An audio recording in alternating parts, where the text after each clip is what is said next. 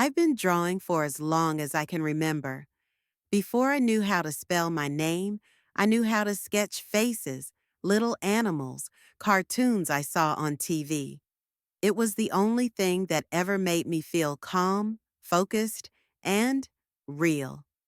Drawing made the world make sense, but to my family, it was a waste of time. They'd smile politely when I showed them my sketchbook, but I could see it in their eyes. They didn't take it seriously. My dad once said, "That's cute, but what are you actually going to do with your life?" My mom would gently remind me that real jobs didn't come from coloring paper. Then there was my sister, Sophie. Sophie was everything I wasn't: smart in the way schools liked, obedient, organized, predictable. My parents lit up whenever she entered the room. Awards, perfect grades, cheer captain. She had it all. And I was just the quiet one in the corner with a pencil in my hand. I remember one dinner where my mom said, "We're so proud of Sophie. She's just been accepted into her third university." And then turned to me with, "So, are you still doodling?" I laughed along. What else could I do? I got used to being in the background. I stopped showing them my drawings. I just kept them for myself. I started to draw at night when no one would bother me. I'd lock the door, put my headphones on, and disappear into my little world of characters and scenes that no one else ever saw. The older I got, the more the pressure built. Everyone expected me to follow Sophie's footsteps, go to college, get a degree, find something safe. But deep down, I knew I couldn't live that life. I didn't want to. I didn't want to wake up every day dreading the hours ahead. I didn't want to pretend I was someone I wasn't just to make them proud. After high school, I made a decision that shocked everyone. I didn't apply to college. I didn't even fake it. Instead, I started learning 3D modeling and animation online. I spent hours watching tutorials, reading forums, practicing until my hand ached. It was hard, but for the first time in my life, I felt like I was building something for me. I started a YouTube channel. No big announcement, no fancy intro, just me, uploading short animations I made in my room, hoping someone out there would care. I didn't tell my family right away. I knew they wouldn't understand. And when they eventually found out, they laughed. I remember my dad watching one of my videos on the TV and asking, "So this is what you do all day?"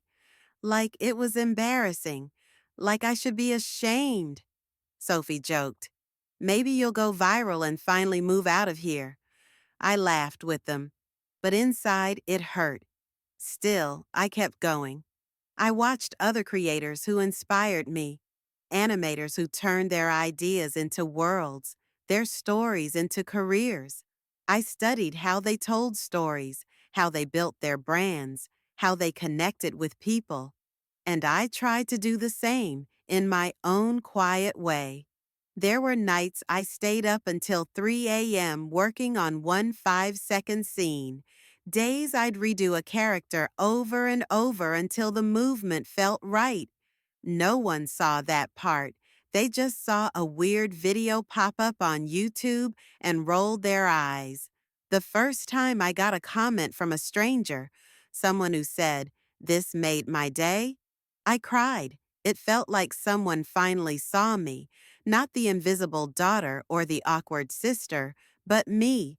I wasn't making money yet, not even close, but I felt something shift inside me. For once, I wasn't waiting for their approval. I was building something real. And even if they didn't understand it, I did. Eventually, I started getting small commissions.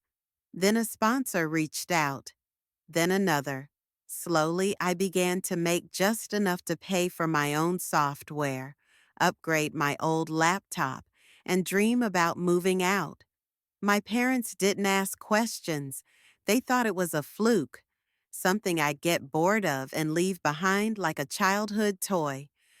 But I knew better, because while they were busy praising Sophie for climbing some ladder I never asked to climb, I was learning how to stand on my own 2 feet, quietly, patiently, alone.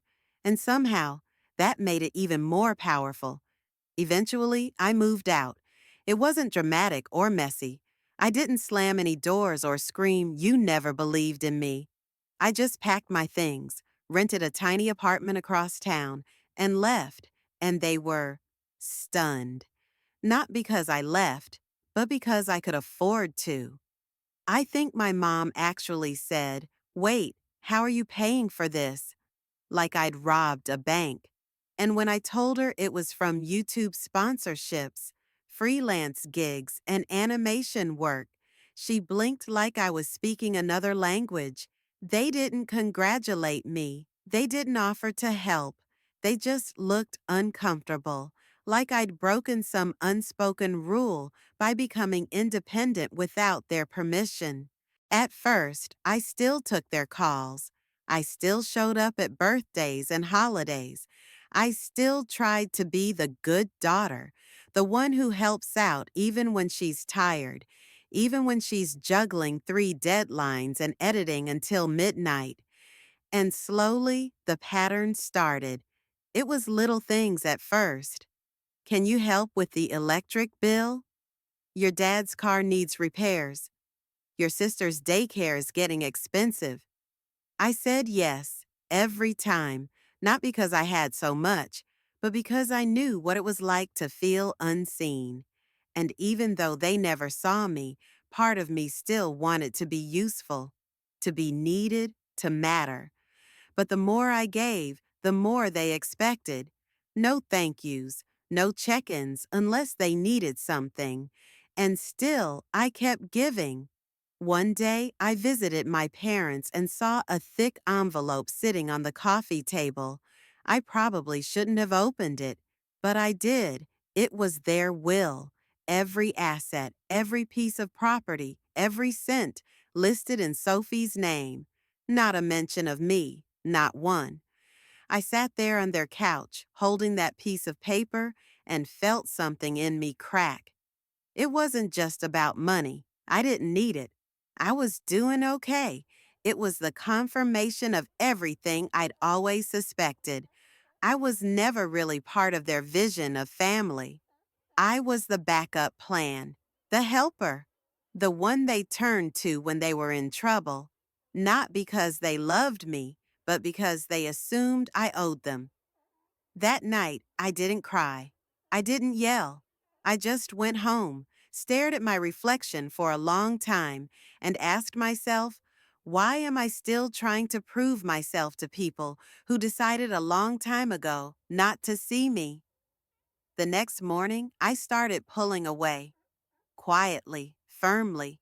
I stopped picking up every call. I stopped sending money every time they asked. I stopped explaining myself. I took back the car I'd given them a year ago. I had saved up to buy it in cash, thinking it would make things easier for them. But now it just felt like a leash, a reminder that no matter how much I did, it was never going to be enough. They were furious. They said I was ungrateful, selfish, dramatic. My sister sent me a long message about how I was letting money change me. But the truth is, it wasn't money that changed me. It was clarity. I finally saw things as they were, not how I wished they were.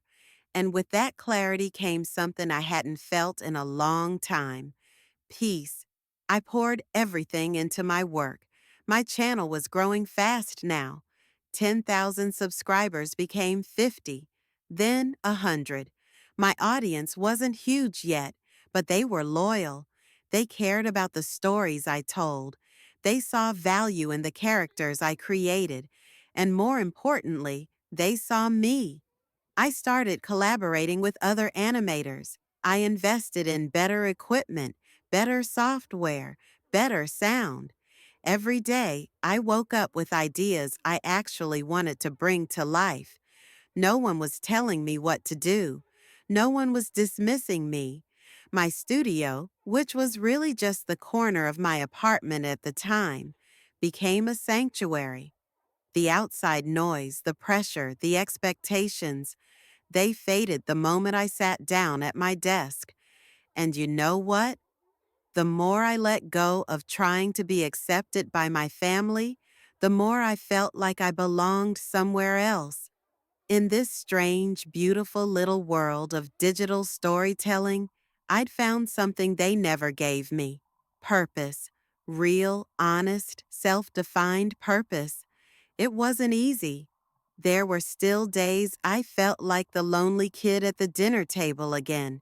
Days I wanted to call my mom just to hear someone say they were proud. But I didn't call. I didn't go back.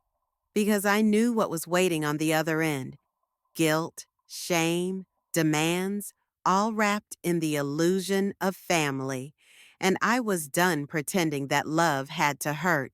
I think the strangest part of letting go is how quiet it gets afterward. No more buzzing phone. No more guilt-heavy conversations. No more walking on eggshells around people who say they love you, but only when you're useful. It's just silence. And at first, that silence felt like a void, empty, uncomfortable, like I had cut away a part of myself and didn't know what to do with the space it left behind. But over time, that silence became something else: space to think, space to breathe, space to actually feel what I'd spent years burying. I started doing something I never thought I'd do. I began treating myself like someone worth listening to. I stopped waiting for outside validation and started asking myself, do I like this? When I made something? Not, would Sophie be impressed? Not, would my parents finally approve? Just, does this feel like me? That single question changed everything. My animations got more personal. I started telling stories that reflected real pieces of my life: loneliness, comparison, rejection, longing. I didn't name names or spell things out, but people could feel the truth in it. They commented things like, "This hit me so hard," or "I feel seen for the first time." And slowly, my audience grew. 500,000 subscribers became a million. A million became 2. Then 5. By the time I reached 10 million, it didn't feel like an accident. It felt like a life I had earned. Not given to me by a diploma, not handed down by approval, but carved from every choice I made when nobody was clapping. People started calling me lucky. I smiled, but inside, I laughed a little. Luck didn't stay up until 4 a.m. rendering scenes that crashed 3 times. Luck didn't post videos that barely broke 100 views and keep going anyway. Luck didn't sit in a tiny apartment eating frozen noodles while building a dream no one believed in. But me, I wasn't lucky. I was relentless. There was a moment, I remember it clearly, when I walked into my new studio space for the first time. Not the corner of my apartment anymore. A real space, high ceilings, clean walls, a desk that wasn't falling apart. I stood in the middle of the room, completely alone, and started crying. Not because I was sad, not even because I was overwhelmed, but because, for the first time in my entire life, I didn't feel like I was in someone else's shadow. I felt free. That freedom, by the way, didn't mean I stopped missing certain things. I still miss the idea of a family that supports you no matter what. I miss being able to share my wins without worrying they'd be turned against me later. I missed feeling like I had a place at the table. But here's the truth no one likes to talk about. Sometimes the people we're born to are not the people who will grow with us. Sometimes the greatest act of love you can give yourself is walking away. And I did, fully. I stopped answering messages that came with guilt instead of warmth. I stopped explaining my boundaries like I owed anyone a presentation. I stopped apologizing for choosing peace over connection that only ever hurt me. Instead, I built my own kind of family. People who showed up for me when I wasn't shining. Friends who celebrated my weird ideas, who cried with me on hard days, who never made me feel like I had to earn their affection. Collaborators who treated my work with respect. Viewers who made me feel like my voice mattered. And most importantly, I became my own safe space. I learned how to rest. I started walking in the mornings, headphones in, just listening to music and watching the sun come up over the city skyline. I bought candles that smelled like comfort and lit them for no reason at all.